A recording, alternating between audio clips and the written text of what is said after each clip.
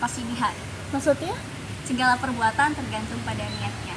Kenapa niat itu penting? Penting banget karena niat itu akan menentukan perbuatan kita itu bernilai pahala atau tidaknya. Yang kedua, niat itu juga akan membedakan ibadah kita yang satu dengan ibadah yang lainnya, perbuatan yang satu dengan perbuatan yang lainnya. Yang ketiga, niat juga bergantung sekali pada pahala. Ibadah yang sama, namun dengan niat, ibadah itu akan bernilai pahala yang berbeda. Contohnya, ketika kita sholat itu ibadahnya sama, namun ada sholat sunnah dan ada sholat wajib. Ketika kita meniatkan untuk sholat sunnah, maka kita akan mendapat pahala sholat sunnah. Tapi ketika kita meniatkan untuk melakukan sholat wajib, maka kita akan mendapatkan pahala sholat wajib. Nah, itulah pentingnya niat. Bagaimana caranya perbuatan kita itu bisa bernilai pahala? Syaratnya ada dua. Yang pertama adalah lillahi ta'ala, yang kedua adalah sesuai dengan syariatnya. Jadi kalau misalnya kita berniat untuk karena selain Allah, maka ya itu akan tertolak atau tidak bernilai pahala. Atau misalnya kita sudah niat karena Allah tapi caranya itu salah, maka itu juga akan tertolak atau tidak berpahala. Jadi harus memenuhi. Ketika kita membahas kaidah usul fikih, yaitu kaidah ketiga, itu ada yang namanya al-umur bimaqasidiha, dan yang kedua ada al-yakin dan al-syarih. Nah, yang di sini yang akan dibahas setelah yang pertama yang dibahas, jadi yang kedua adalah al-yakin la yuzalu bisyak. Di mana al-yakin la yuzalu bisyak ini adalah keyakinan tidak bisa dihilangkan dengan keraguan. Maksudnya apa gitu? Karena keyakinan itu akan tetap ada, namun meski adanya keraguan, karena keraguan itu hadir setelah keyakinan itu gitu.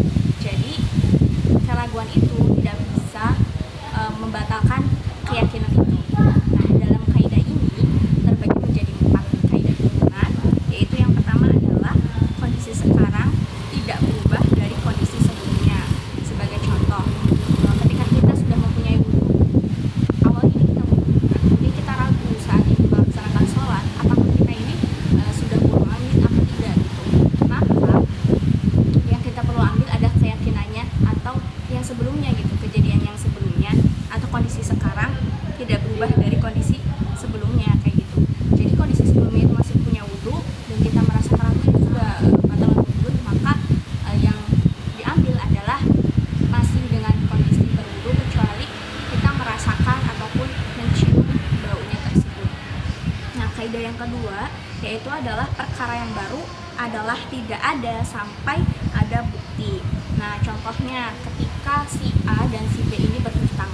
Si A ini berhutang kepada si B. Kemudian saat si B ini menagih, si A ini bilang, perasaan saya itu sudah melunasinya.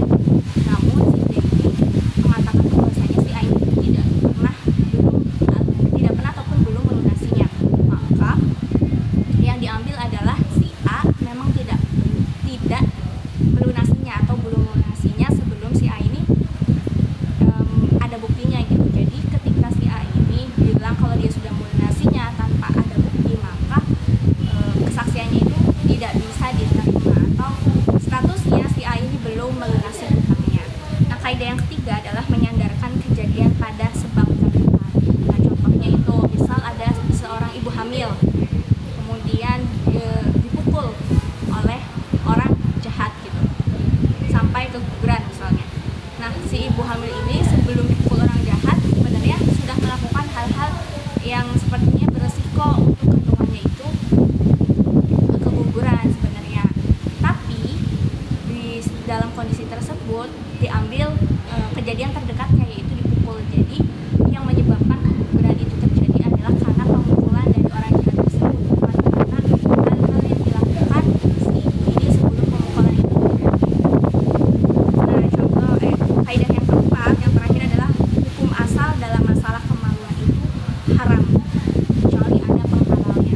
Nah, di sini jadi hukum asal dari kemaluan gitu ya, dalam masalah kemaluan itu haram ya, seperti berhubungan gitu ya. Namun bisa halal ketika memang ada sebabnya, yaitu pernikahan itu sendiri. Jadi masalah kemaluan itu bisa halal